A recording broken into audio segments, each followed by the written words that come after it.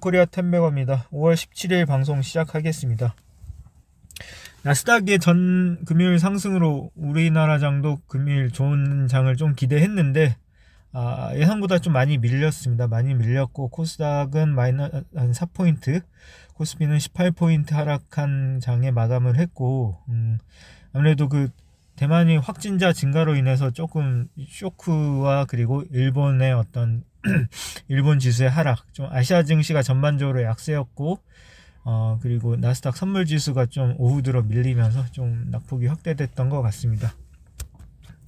오늘 제가 가진 주식계는 힐러홀딩스가 엄청난 실적 호조로 이제 좀 크게 상승을 했고, 호텔신라, 인바디, 원익QNC 이렇게 상승했으면, 강원랜드 이렇게 상승을 했고, 오늘 그 아진산업이나 PHA 오늘 그 실적이 괜찮게 나왔는데 생각보다 그 주식은 크게 반응을 안 했습니다. 안 한 이유가 여러 가지가 있겠습니다만 아무래도 그 자동차 섹터에 대해서 아직은 조금 시장의 반응은 아직 좀 냉정하다, 좀 그렇게 보여질 수 있겠고, 아진산업 영업이익 77억이면 엄청 잘 나온 거거든요. 잘 나왔고, PHA 같은 경우도 그 영업이익이 그 100억 얼마죠? 1분기 영업이익이 82억, 물론 519%가 증가했는데 시장은 생각보다 크게 반응하진 않았습니다. PH 같은 경우에는 근데 3, 4분기 워낙 잘 나와서, 4분기가 특히 잘 나와서 좀 이런 경향이 있는데 순이익이 114억 왜 이렇게 잘 나왔죠?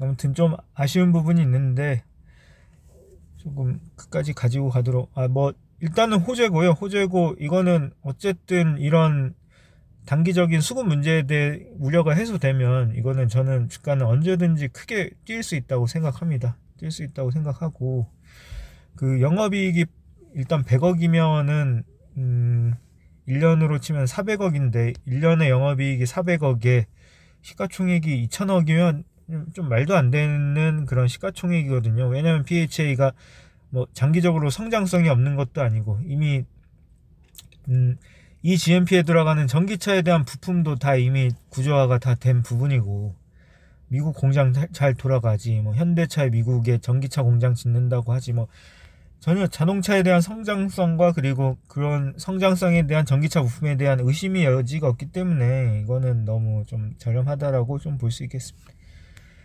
오늘은 아진산업 추가 매수했고, LB세미콘과 티플렉스는 그 철강주인데요.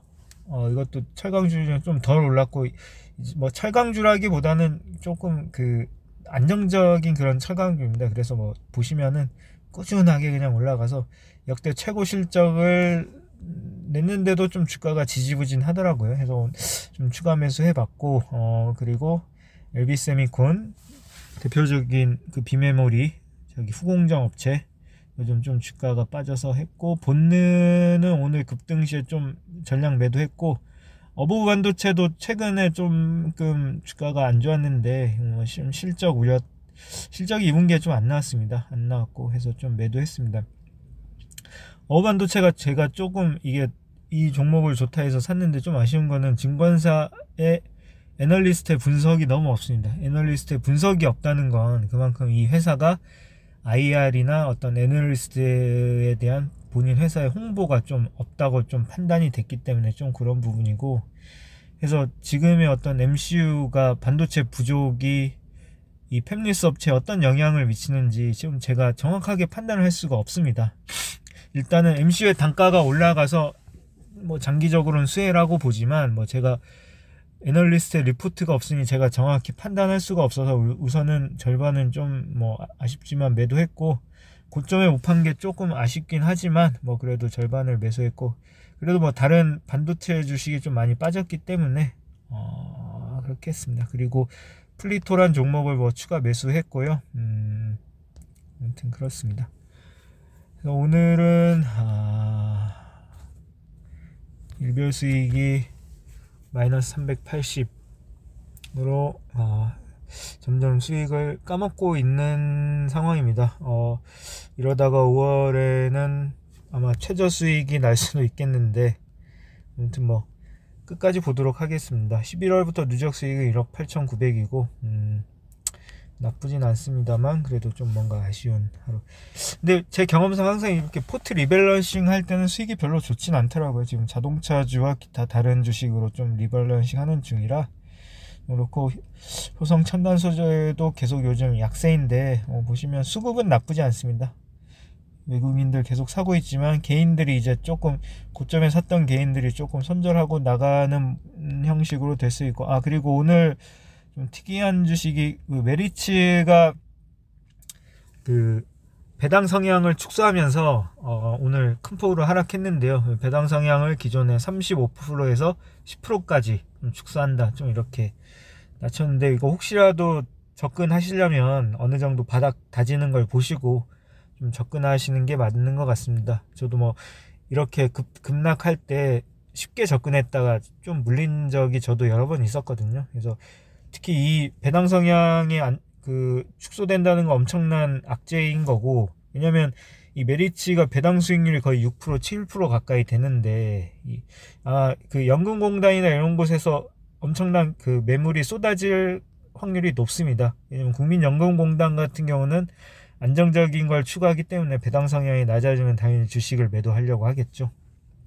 큰 폭으로 하락한 거고, 그 배당 성향이 35%랑 혹시 모르는 분들을 위해 말씀드리자면, 배당 성향이 50%라면 1년 동안 내가 번 영업 순이익의 절반을 배당으로 준다는 거고, 10%라면 1년 동안 번 영업이익의 10%를 배당으로 준다는 겁니다. 그래서 35도 뭐 높은 편은 아니거든요. 뭐 삼성전자 같은 경우도 뭐 35에서 40% 배당 성향인데, 뭐 이런 금융사가 이런 배당 성향이 높긴 한데 이렇게 낮게 준다는 거는 뭔가 조금 큰 악재인 거고, 좀 신중하게 접근할 필요가 있을 것 같습니다.